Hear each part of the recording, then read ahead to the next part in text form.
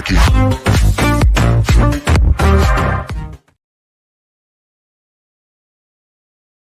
Jumpa lagi bersama saya dalam Kristen Menjawab. Orang ini mengatakan bahwa Allah Bapa adalah pembunuh berencana terhadap kematian Yesus. Terlebih dahulu, kita menyaksikan tayangan video berikut ini. Untuk konteks teologi, soteriologi yang keselamatan itu, Yesus kan disalib nih ceritanya. Iya, Yang disalahin siapa? Yang nyalib Yesus siapa? orang Romawi, tentara Romawi. Tapi yang nyuruh ya ini ya, bangsa Yahudi ya. Nah itu, Masyarakat ya. kita kena prank lagi, Ci. Coba apa? Yesus disalib ya, itu karya keselamatan. Sebenarnya kalau kita telusuri ini, misal kayak begini, ini masuk ke ranah pengadilan nih. Siapa yang membunuh Yesus? Pasti banyak orang yang bilang Yahudi, Romawi. Tapi pengadilan akan lebih cerdik gitu loh, dicari tahu kan. Ini kasusnya pembunuhan berencana loh. Loh, karya keselamatan kan Yesus ngomong, ada tertulis bahwa Mesias harus menderita, mati, dan bangkit di hari ketiga. Ini kan pembunuhan berencana. Nah, Mastermind-nya siapa? nah betul Ko Dondi. Mastermind-nya siapa?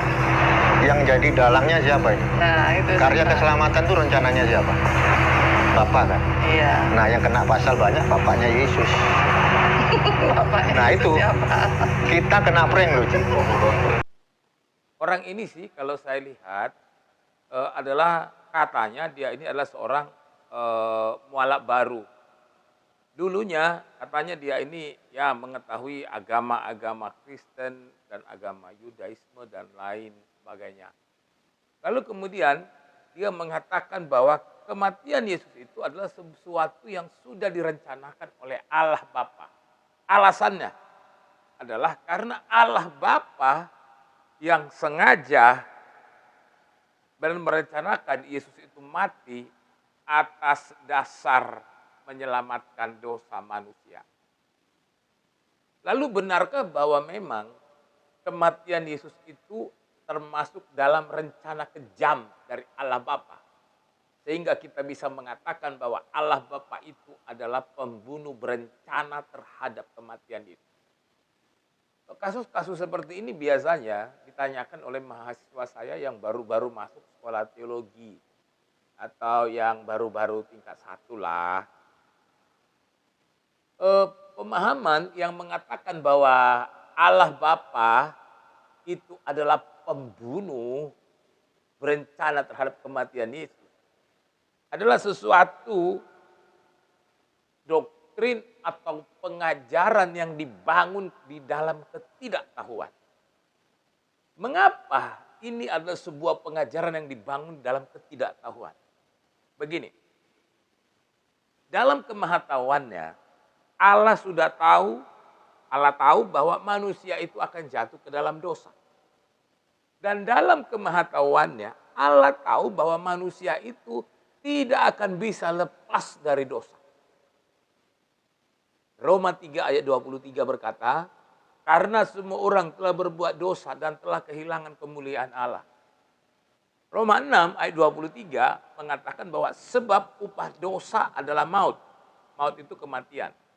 Kalau semua orang sudah berdosa dan kalau upah dosa itu adalah maut, maka tidak ada manusia yang tidak akan dapat maut atau tidak semua manusia akan mati.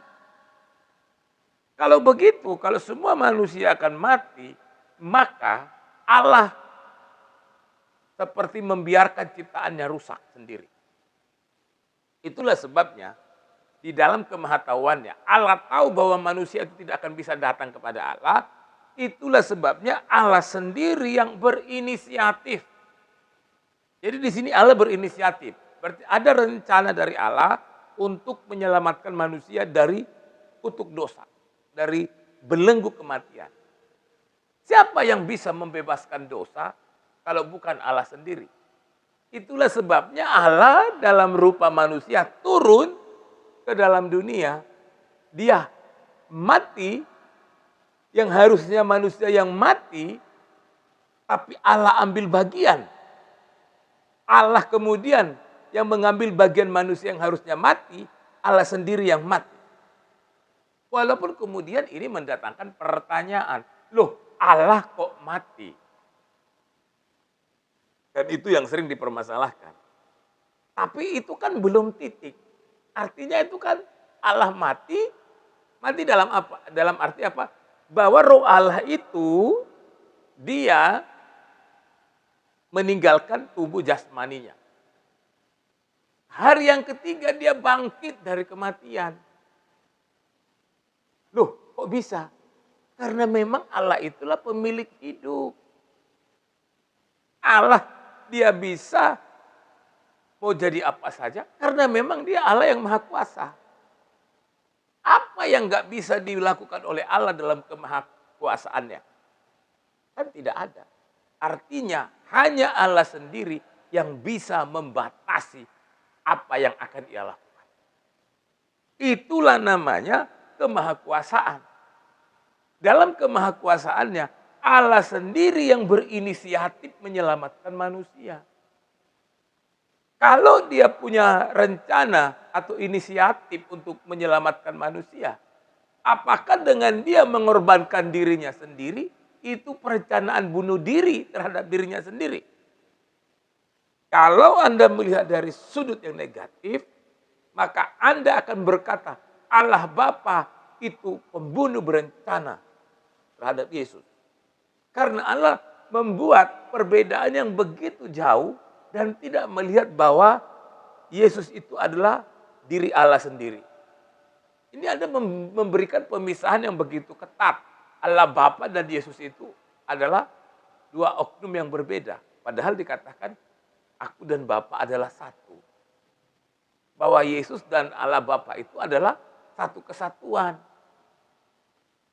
Karena Anda melihatnya bukan satu kesatuan, makanya Anda mengatakan Allah Bapa itu membunuh secara berencana terhadap Yesus. Padahal itu inisiatif sendiri, inisiatif Allah sendiri terhadap dirinya sendiri.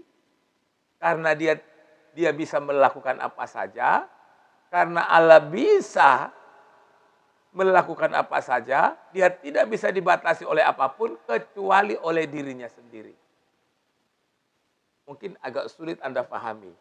Itulah sebabnya saya katakan di awal, pertanyaan seperti ini biasanya ditanyakan oleh mahasiswa saya yang baru masuk sekolah teologi. Butuh kecerdasan untuk memahaminya. Dan satu lagi, butuh belajar lagi untuk mengerti lagi. Salam, Tuhan Yesus memberkati.